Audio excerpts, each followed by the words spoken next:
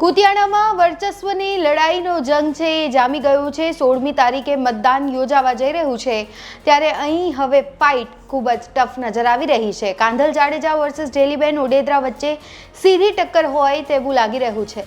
ત્યારે હવે આ ક્રમમાં ભારતીય જનતા પાર્ટી પણ એક્શન મોડમાં છે, જ્યારે બીજી બાજુ કાંધલ જાડેજાના પરિવારમાંથી પણ આ વખતે કાના જાડેજા છે તે ચૂંટણી લડવા જઈ રહ્યા છે। કાંધલ જાડેજા ખુદ મેદાનમાં છે અને તેમની સાથે સાથે તેમના સગા કાકી પણ મેદાનમાં છે।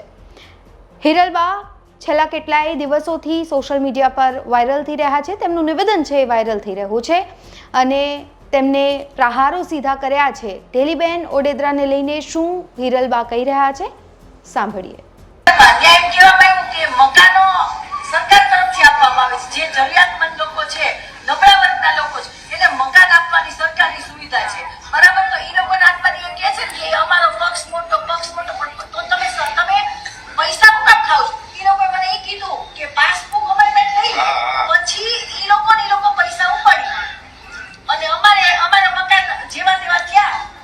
અત્યારે કે વરદી પેલા કે પાકોય નથી હજી, તો અડધું જ કામ કરી પછી મૂકી દે, પછી અમારા ભાઈ જાય અને પૂરું કર્યા પછી પાછું ઈ લોકો જે દિવાલો છે એમાંય પાણી આવે છે।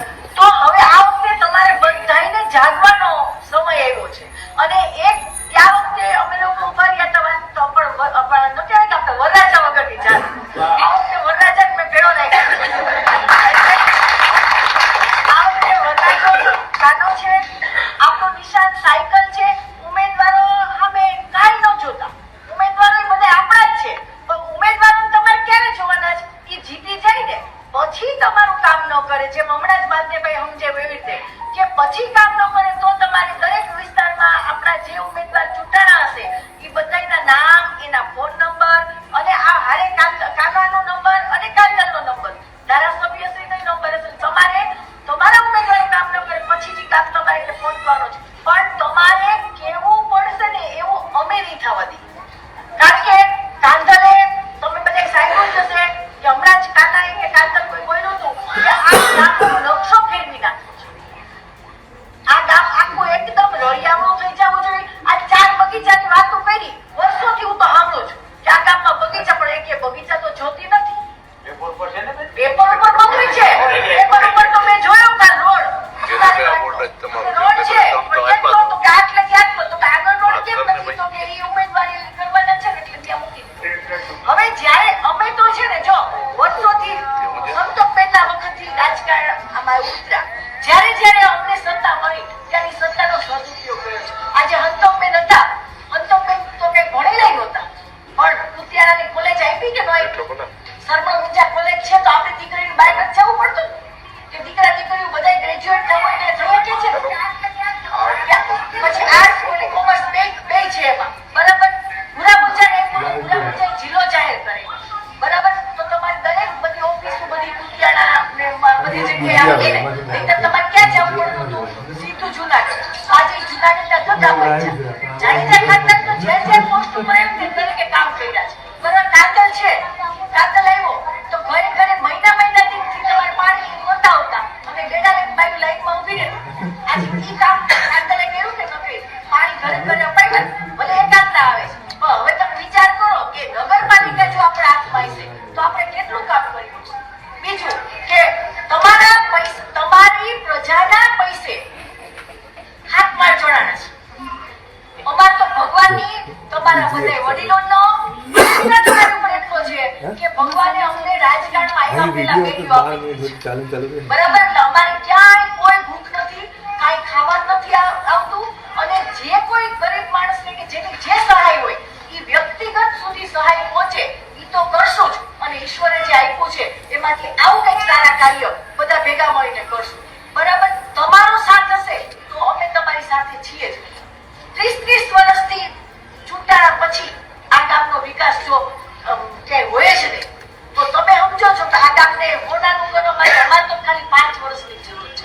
હોનાનું એટલે હાચા હોનાર ન થાય, પણ ચોખ્ખાઈ હોય, ગટર હોય, રોડ રસ્તા, કાલે એક રસ્તા ઉપર માયલી જતી મારો પગ જરાક પડ્યો બાકી પિચકારી મારી મારે વળી કોકના નાવા જવું પડ્યું, ભાવન જરાક નાવા ગયો આ પિચકારી એટલે બરાબર। તો આ જે રોડનું એકદમ સરખું લેવલ હોવું જોઈએ, ગામડા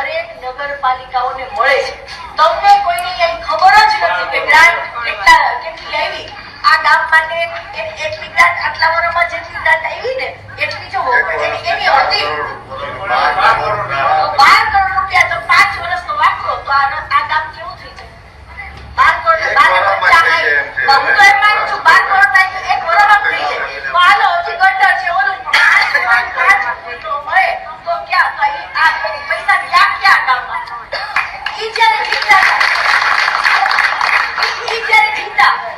પહેલી વખત 95 પણ બધા ખુશી સાચી વાત હું તો બધા કહેતી હતી ક્યાં હું એમ કહેતા ને હું સપોર્ટીએ કામ કરી દઈશ મેં તારા સમાજ ચૂંટણી મારી ઉપર હાઈવો હોય તો મેં કીધું કે ઝપટીએ છે કામ ન થાય ઝપટીએ તીનપતિ થાય તીનપતિ જો આવે ને તો એમાં જીતી બરાબર અને તમે જેમ કે જાતા છો તો તમને કેટલી વખત બેન મળ્યા એનો પણ જવાબ આપો ભાઈ બેનને જ પૂછું કાયમ એમ કહે કે બેન નથી બેન સુતા છે બેન ગાંધીનગર ગયા છે બરાબર જો તમે જ્યારે તમે પ્રજાનો વિશ્વાસનો મત લ્યો છો તો તમારે પ્રજાના કામ કરવાની જવાબદારી પણ તમારી છે તો અહીંયા તો અમે તમામ જવાબદારી સાથે તમારી સામે આવ્યા છીએ જેટલું કેવું ને એટલું ઓછું છે કારણ કે એના મારા કરતા તમે બધા એને વધારે ઓળખો છો બરાબર પણ ખોટું બોલીને કાંઈ કામ ન થઈ શકે એટલે અમે જો તમે બધા વિશ્વાસ મૂકશો આ વખતે અને કાનાભાઈને તમારે જીતાડવાના છે ઉમેદવાર બધા વિસ્તારના છે પણ પેલો કાનો જીતશે આ કાનો જીતશે ક્યારે કે દરેક ઉમેદવારને તમે જીતાડશો ત્યારે જે વિસ્તારમાં જ્યાં જે પેનલ છે તમારા અમદાવાદના સંબંધીને પણ કહી દેજો કે ભાઈ ઈ વોર્ડમાં સાયકલને બંધ દેજો બધાય ભેગા થઈને સાયકલને પેન્ડલ મારશું ને તો સાયકલ છે ને આ કચરો ઉપાડશે કમળ છે ને કાદવમાં ખીરું અને કાદવને વધારતું ગયું આટલા વર્ષમાં કાદવ વધતો ગયો કહેવાય એવું કે કાદવમાં કમળ ખીરું પણ કાદવમાંથી કમળ તો ખીરું પણ કમળે કાદવ વધાર્યો એનું કામ એટલે હવે આપણે આ કાદવને કાઢવો હશે તો સાયકલને પેન્ડલ મારવા પડશે તારીખ 16 ના રોજ મતદાન છે તમારો કિંમતી અને પવિત્ર મત તમારા વિસ્તારના ઉમેદવારો એને આપશો નથી કાદાને મળી ગયો ગણાશે બરાબર 4 સાયકલના નિશાન હશે જ્યાં તમને સાયકલ દેખાય ઈ સાયકલની સામે બ્લુ કલરનું બટન હોય દબાવજો 4 મત એવી રીતે પાડજો પછી 5મું આવા પીળા કલરનું મત છે ઈ પીળા કલરનું બટન છે ને ઈ દાબશો ને એટલે તમારો મત પાકે પાયે પડી ગયો જો તમે 4 સ્વીચ દબાવીને 5મું પીળું બટન નહીં દબાવો તો તમારો મત ફેલ જશે તમને એમ થાય મેં તો કાનાભાઈ મત આપ્યો મેં ભાઈ ઓલા ઉમેદવારને આપ્યો તો પણ મતદાન માટે તમે આજે મારી વાત થઈ ગયા પછી દરેક વ્યક્તિને સમજાવજો ભાઈઓ આ કામની જવાબદારી તમને હું પૂછું કે જેટલા યુવાનો છો આ બધા યુવાનોએ ઘરે જઈને દરેકને આ વાત સમજાવવાની છે કે 4 સાયકલની સામે એક બટન દબાવવાનો એટલે 4 મત થયા 5મું પીળું બટન દબાવવાનું વાતો બધા હારી કરી જાય પણ એક વખત અમને જ અજમાવો પછી જો 5 વર્ષમાં કામ ન કરીએ તો આવતા વખતે તો 2 માં જેવા નહીં હોય તમે જ અમને મોઢે કહેવો તમે જ મોઢે કહેવો ને બરાબર હવે એનો સમય વયો ગયો પેલા કેવો સમય હતો લોકો હજી તો તમને લાગે છે કે એમ થાય ગામમાં કોણ ભેદભાવ કરે તમને કેતો હોય સામેવાર બરાબર મનમાં બધા સામે જ થાય છે બરાબર પણ હું હવે આવું એમ કહું છું જો છે ને આપણો અવાજ આપણે ઉઠાવવો જ જોઈએ અને અવાજ ઉઠાવવા માટે તમારે બોલવાની જરૂર નથી ફક્ત અમને મત દેવાનો છે સાયકલ ઉપર મત દ્યો ઈ તમારો અવાજ તમારા અવાજને પહોંચાડવાની જવાબદારી અમારી અને ત્યાર પછી આ ગામની અંદરમાંથી આ ગામને એક રૂડું રળિયાવું જેટલું બોલ્યા જેટલું જો આપણે ન કરી દે તો કેજો આ 95 માં આ બાઈ જીતી ત્યારે 42,000 ની આવી વસ્તી હતી આ ગામમાં અને 12 ઉદ્યોગ હતા કેટલા હતા 12 જીનની બધા હતા ને હવે એમાંથી એક ભારત જીનની લેખ હાલે છે બરાબર બાકીના બધા ઉદ્યોગ પૂરા થઈ ગયા અત્યારે બાકીઓ એમ કરે કે મને મનસુખભાઈ વચન આપ્યું છે હું ઉદ્યોગ લાવીશ પણ ભાઈ તો 3 વર્ષમાં તમે ક્યાં ગયા તો ઉદ્યોગ તો આજે ઉદ્યોગ પડ્યું કામ ભાઈ ઈ જ ન માનવાથી હોય હતું છે ઈ તમને લેવાનું તો નવું તો ક્યાંથી આવશે બરાબર એટલે આવી કોઈ ખોટી વાતોમાં ભરમાતા નહીં અમારે હજી જે વાતો કરવી છે ને હાજી હજી અમે શું કરશું ઈ અમારે કેવું છે ને ઈ તો હજી અમે જીતશું ને પછી તમારી પાસે આવશું ત્યારે કેવું હવે જો આટલા કામ અમે કરવાનું છે ઈ સિવાયના કામ હોય બોલો બરાબર છે આ હારીએ જીતી આપણે સમાજનું કામ કરવા માટે તત્પર છીએ બરાબર ખબર પડે તો કરીએ છીએ એટલે જ્યાં જેટલા કામ થાય છે તો કરીએ જ છીએ નવું કોઈ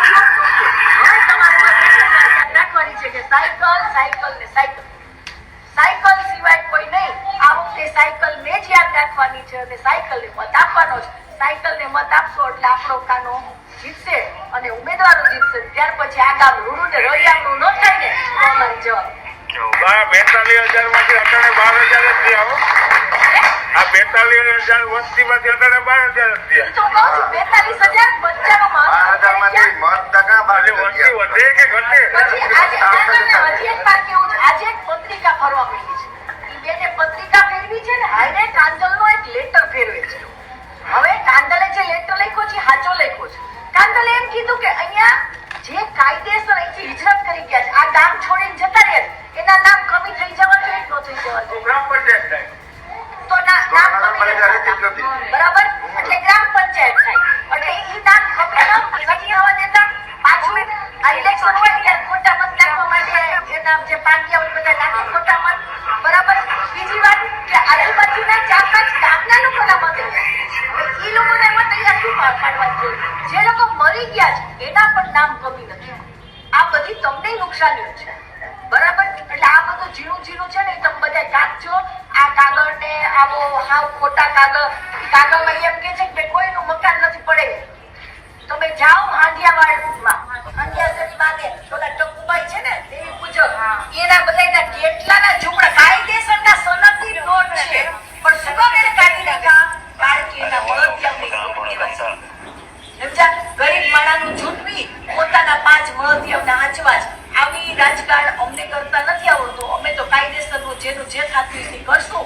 વધુ અમે બોલશું ત્યારે કે જ્યારે જીતીને આવશું ત્યારે કેવું કે હવે વચન કરી આવશું કે આ અમે કરશું. બરાબર.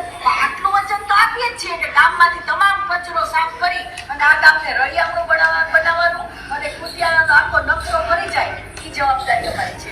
તો આ રિપોર્ટમાં બસ આટલું જ. ગુજરાતના તમામ મહત્વના સમાચાર જોવા માટે અને જાણવા માટે આપ જોડાયેલા રહો ગુજરાત તક સાથે. નમસ્કાર.